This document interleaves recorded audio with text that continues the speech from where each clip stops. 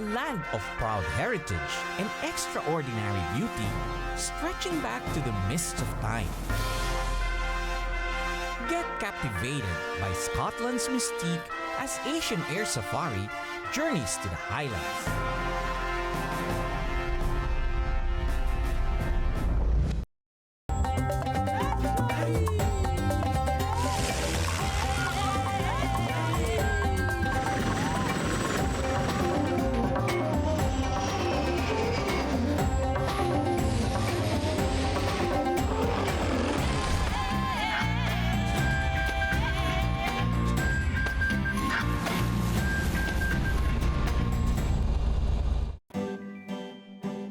The United Kingdom is a place I have always enjoyed.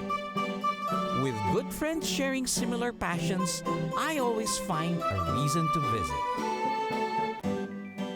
This time, I was even more excited to visit some regions I have yet to explore: Scotland and Northern Ireland. The reintroduction of Philippine Airlines direct flights from Manila to London makes other destinations in the British Isles more accessible. So here's your passport, here's your boarding pass. Yes. Our PAL ambassador will assist you all the way to the lounge. Okay, that's great. Thank you very much. The friendly service and convenience of a direct flight is a luxury any traveler would really enjoy.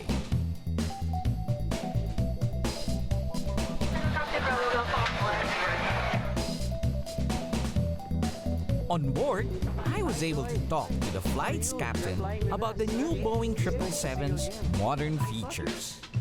Flying-wise, what do you think? The flying the 777 has been a good experience, right? It's a learning experience, something new technology. But are there a lot of fly-by-wire stuff in this one? Yes, it is fly-by-wire. More modern aircraft also opened new territories for Philippine Airlines. The routes we're flying right now to London and Canada. Wow, that's great. I envy you, Robert. I wish one day I can fly one of these big airplanes.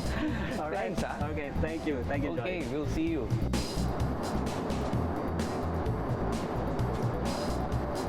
As we departed from Manila, settling into my seat, just taking it easy was in order.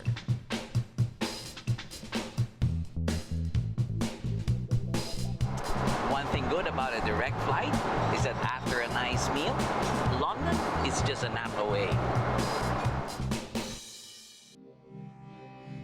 14 hours later, I was in Heathrow International Airport. From London, I promised I'd make a stop to see my good friend Shrift in Stapleford Park, about an hour and a half's drive away.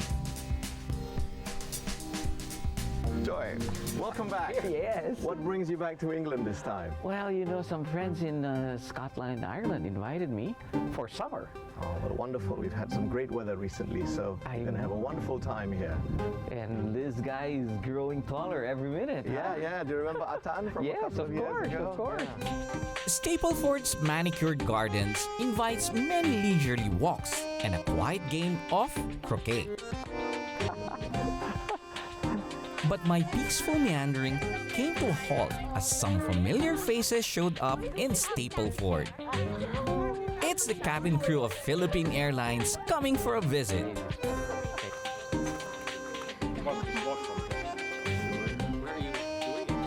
The ladies enjoyed a leisurely afternoon at the manor. After some strolling and beating me at croquet and chess, I had to bid my visitors goodbye and hopefully see them again in my flight back. The next morning, I was ready to be back on the road. Several months back, as we welcomed the Embraer Legacy 650 from Brazil, I had a chance to invite friends over to the hangar and see the latest toys from PGA Cars. Their new Bentley Continental GT was on display, which I did not get the chance to test drive. Hearing that I was on a trip to England, I was invited to visit their headquarters in Crewe. From Stapleford, It was an hour-and-a-half drive to the home of Bentley Motors. Good morning. I made it to crew. I was welcomed by Robin Peel and Alan Powell. Robin and Alan take me around the facility where they had been producing cars since 1937.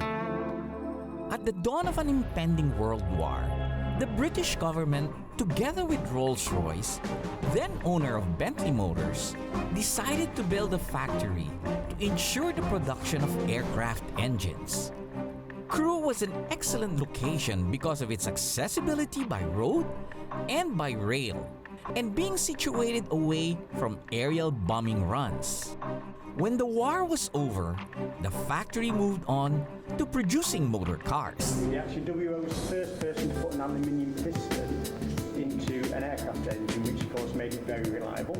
Now, WO Strapline Cruise Company, as it is today, was to build a fast car, a good car, the best in its class. Since then, Bentley has become the definitive British luxury car, known for its delicate craftsmanship of high-performance machines. This is called the living room. This is where we sit and specify the combinations of those beautiful custom cars our customers are going to choose. Yes, today you'd probably like to specify your own motor car.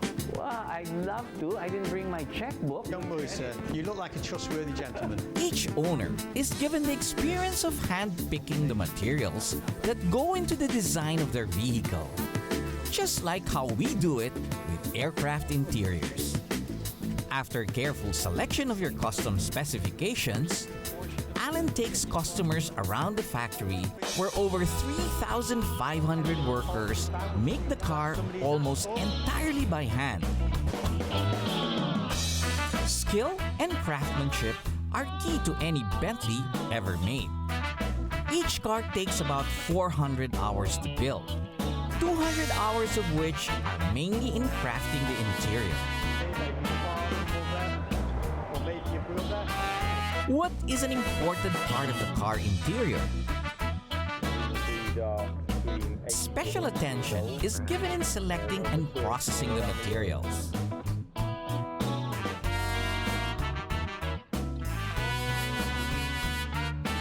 In the leather department, cattle hides pass through computerized cutting machines. The hide can only come from farms with no barbed fences, so no scarring occurs. The fiber density is carefully examined, and the damaged sections that cannot be used are marked out. This is Noel, one of our very skilled colleagues. Each steering wheel is hand-stitched and takes about 5 hours to finish one. Cuts it slightly undersized, slightly smaller than the actual circumference of the wheel. To stretch it a little bit. Yeah, so what we do, we take a scalpel and we cut round and we leave a gap in between all the way around. And even though it's computer controlled, it wasn't accurate enough. Really? We use this. Bentley technology specialist. Okay. And all we do, Special tool is what we call them. And we press that on and it gives us indentations where the That's stitches right. fall. That's right. And once we've done that, then we make every hole by hand all the way around. I see. How long have you been doing this? I've been doing this now for just coming up to 45 years. You look like you're only 45. That's true. The company continues to live by W.O. Bentley's philosophy: to build a good car, a fast car, the best in its class. Witnessing the amazing attention to detail is incredible. But the best part of my day was yet to come. You've seen how we build our cars? So what we'd like you to do is live that grand tour in a Flying Spur V8. Wow. It'll be your next week of Really? Absolutely. We have some keys for you. Wow. Great. Now I'm so excited Enjoy. for the trip. Enjoy. Stay tuned as this adventure takes on grander proportions as I make my way to the Scottish Highlands up next.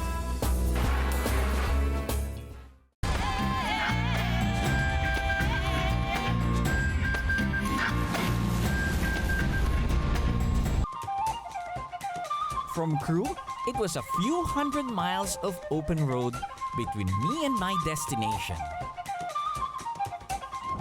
With this bright brand new Bentley Flying Spur, I'm ready to do the very British tradition of grand touring, driving for the sheer pleasure of it. And this is the perfect car.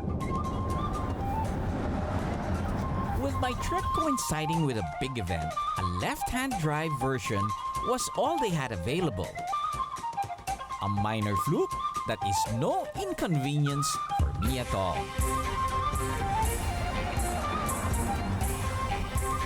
But what better route to take on a grand tour than the scenic drive from England to Scotland? Traveling for 100 miles felt like nothing at all with the car's powerful V8 engine. Very comfortable, very responsive, and I step on the accelerator. The soundproofing of this car is excellent. It's making me appreciate the views even better. I should turn up this classical music to go along with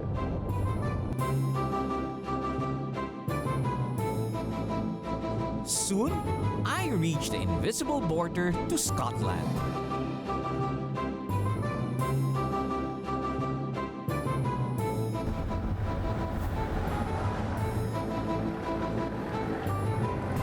I can't help but stop and appreciate this view. One doesn't see this anywhere else.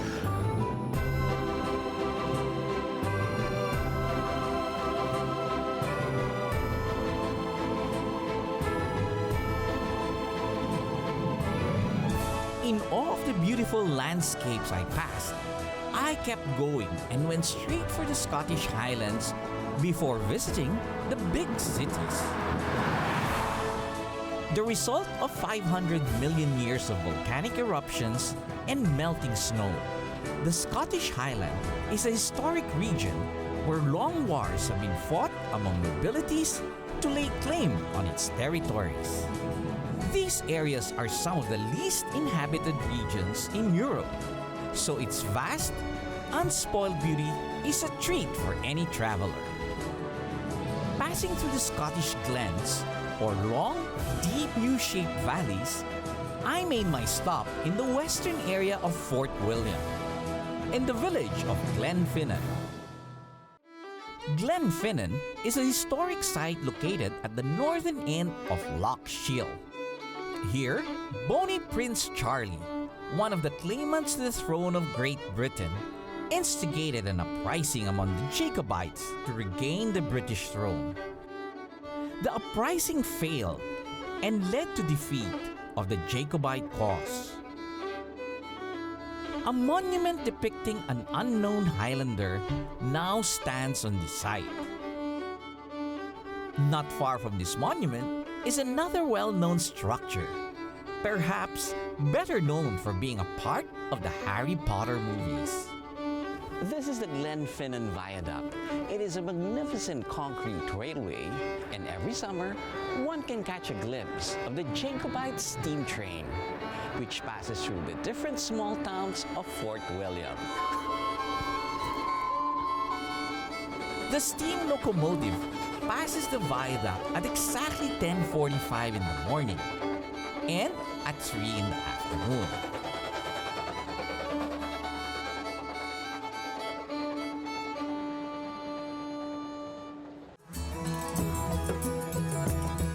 Moving further, I ventured into the area of Inverness, considered the Highlands capital. Loch is the Scottish word for lake, and Scotland has quite a few. I stopped by one of the lochs, known famously the world over. It all began with this photograph published in 1934. Known as the surgeon's photograph, the photo took the world by storm and brought a lot of attention into this small region.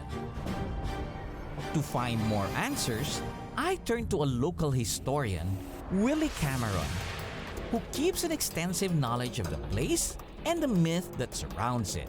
I grew up here and was fascinated with the story. My late father, Ian Cameron, 49 years ago was fishing on the southern shore of Loch Ness. with a friend of his. About 10:30, and as you know, it's still bright here in June. There's very little darkness. He saw something very strange on the surface of the water. Like, he described it as an upturned boat. He thought it was like an empty tanker had gone off the road and was floating, but as he saw it coming closer, he noticed that one end was a wee bit higher than the other end, and 1 minute it would turn.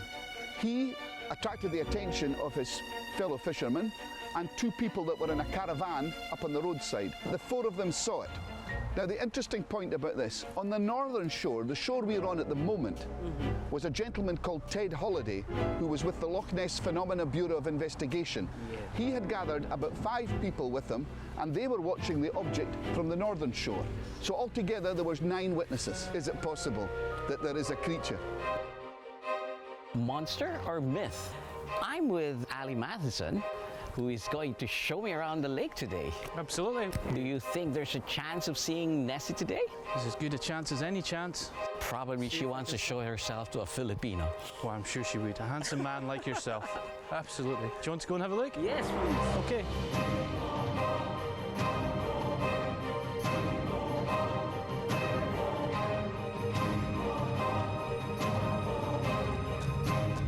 We're in the bay of Urquhart Bay, which is the widest part of Loch Ness here. So this is where we seem to have had, traditionally over the years, most of the sightings around this area. Is this the deepest? It's 200 meters here. Just off to the left here, down into the middle of the loch, it goes down to 227 meters. Okay. So that's the deepest point of Loch Ness, so almost 750 feet. A big trench, flat bottom bed, all the way up the bottom of the loch, so very deep. Plenty hiding room, but certainly for me, the 1930s, when I look back and study the local press and the eyewitness accounts and the written recorded sightings, something very strange was going on here. So, and it's not only one person, it's several. It's over 1,000, and that's just the sightings we have recorded. What about you? Have you ever had a chance? I've met plenty monsters, but I've not seen any. We keep looking, that's what we're out here for. But nowadays, I think the draw of the loch is its beauty as well. Prehistoric castles off to our right there. Yes. It is a magical, beautiful place, especially on a day like today. Yes. I thought I saw something there. What is that? Is that the ripple from the boat? Or is somebody following us?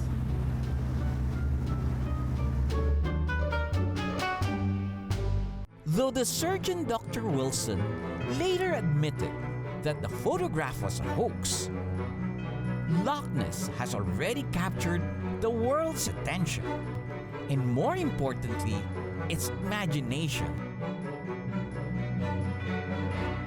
Coming up next, I get wild and intoxicated as Asian Air Safari continues exploring the Scottish Highlands.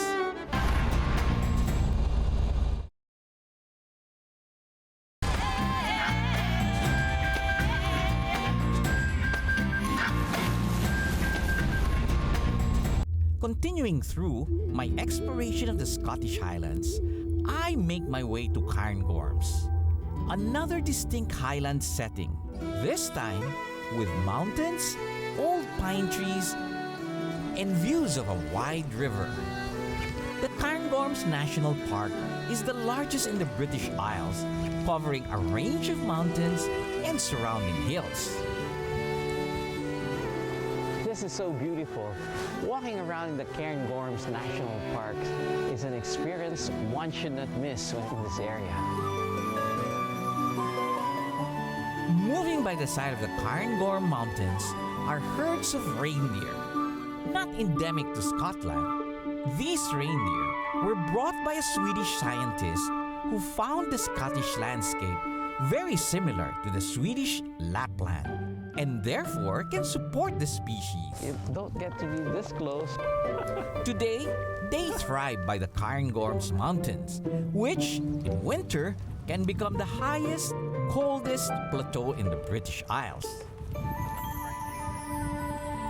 Here at the center of Glenmore, the reindeer can roam freely from the forest to the hills, where visitors can feed them and see them up close. Still in Inverness, I continued to drive in search of a mysterious spring which I heard could be found in the area. I'm supposed to meet up with this fellow who's going to tell me about this magical well. Well, that looks like Peter there. Joy, it's me.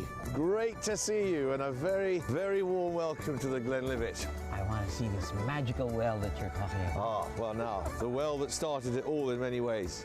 The water from this well is very rich in minerals. The water can take over 20 years from when it lands on the hills as snow and it comes through all the rock strata, picking up all of its mineral characteristics. And it makes the most perfect, clean whiskey. And that's the secret of all this whiskey making area.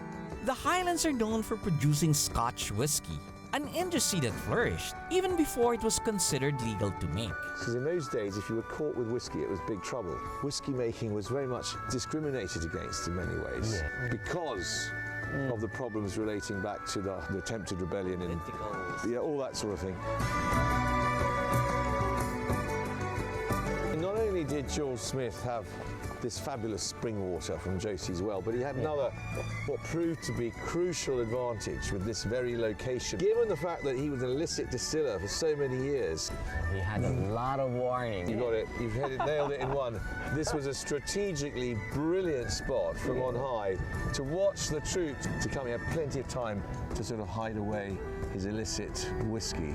And the weather, I mean, you know, this is a fantastic day for distilling whiskey. Why Glenlivet? What is it in Scottish? Glenlivet means the valley of the Livet River. And the Livet, again, is a Gaelic word, and in English it means the smooth flowing one. The Glenlivet is where it all began. Peter explains to me the synergy between soil, water, and climate, coupled with the element of time to create Scotch whiskey. And this is the Pack Horse Bridge, across which more or less all of George Smith's then illicit the Glenlivet would have actually taken its first journey down towards Aberdeen and Edinburgh, where of course King George. Peter invites me to have a taste of Glenlivet whiskey before I go. Well, I think a wee dram won't hurt. Now, Joy, you'll have heard about all of our famous Scottish castles with secret passageways. And you have a passageway here? We do here at the Glenlivet have our own secret passageway up into George Smith's library. I'm going to take you through that now. But here we have a wall, but a little hole here. Okay, and open sesame, and in we go. Okay. After you. And this will be great fun. Here we are. The George Smith Library. So this is the place, huh? This is the place for us to now get into the serious business. Oh, I thought it was supposed to be the fun business. Well, it's fun as well, but it's the serious business of nosing and tasting. Yes. The Glenlivet range. Have you ever done one of these before? No. I'm not a serious drinker, but I'm ready to try it. The nose is actually more important than the mouth. First is just fill your glass up with this spring water we've just drawn from Josie's well. Water down whiskey to 20%. We start with this new make whiskey. It's quite a good idea to close your eyes when you're doing this because it optimizes your other sensory capabilities. The point about this nose is it's lovely and clean. That's right. It's strong, isn't it? Yes. Very strong. That is strong because the spirit level of this is 43%. We gradually progressed from the 12-year-old to the 25-year-old whiskey, each having that smooth, delicate taste true to its name. Just talking about the thrill, romanticism, and collaboration between elements makes the distillery experience very intoxicating indeed. When you taste the Glenlivet and you get that full sort of explosive hit of flavours, it's just fantastic. Cheers again. Cheers. Lovely to have you here. I think I have to switch jobs. No, we'd love to have you. As good as each type of single malt whiskey tasted, I couldn't have too much. So Peter just lets me bottle one for myself. Okay.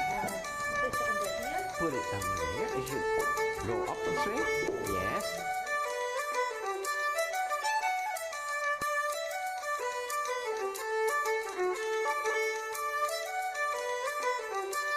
Well, Joy, it's been a great pleasure to have you here. You told me earlier you would be slipping back across the Smuggler's Way down south. So can I smuggle this out? Well, since you're trying to take the Smuggler's Trail, I would like to present you on behalf of the Glenlivet Distillery a little leaving present for you to smuggle on your way down south and then back to Manila. Thank you very much. With my crate of whiskey safely in the boot, I think I'll take the Smuggler's Trail and see where that leads.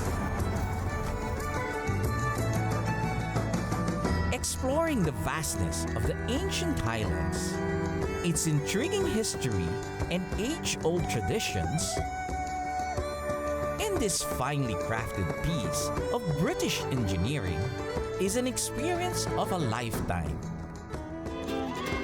There is more to discover as I continue on to the second part of the Scottish adventure.